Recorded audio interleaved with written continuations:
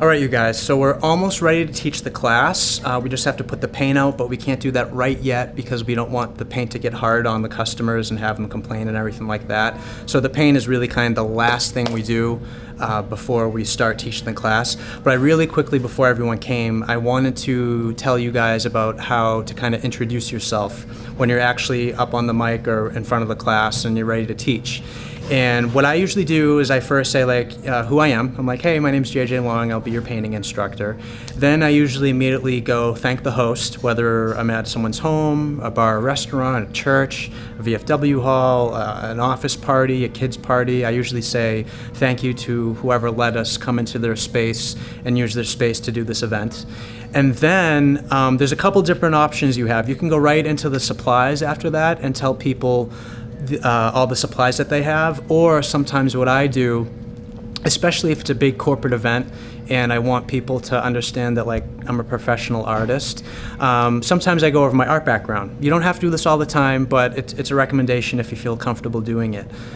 So some of the times what I say is, hi everybody, my name's JJ Long. I'll be your painting instructor for the evening.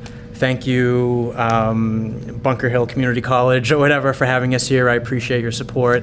Now I'd like to I have a quick spiel and I just want to kind of go over a few things with you. I wanted to go over my art background for you guys so you know that I'm a credible artist. And then I want to go over the painting supplies that everyone should have in front of you. And then I kind of go into my art career and I say, I have a Bachelor of Arts degree from the University of New Hampshire with a focus in oil painting. I graduated from UNH in 2003 and have been self-employed since 2005, just surviving off of my painting. I sell my artwork at art galleries. I do a lot of commission work for people, so people hire me to paint their dog Bingo from a photograph. God knows I've done so many pet portraits, it's not even funny. I do a lot of murals inside of bars and restaurants. I've done a lot of art festivals where I sit outside and I set up my Easy Up tent and I sell my paintings and prints from underneath my tent.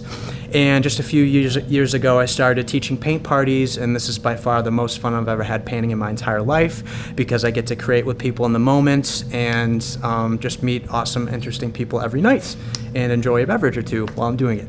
So you can kind of wrap it up, put a nice bow on it, and kind of go down that road if you want.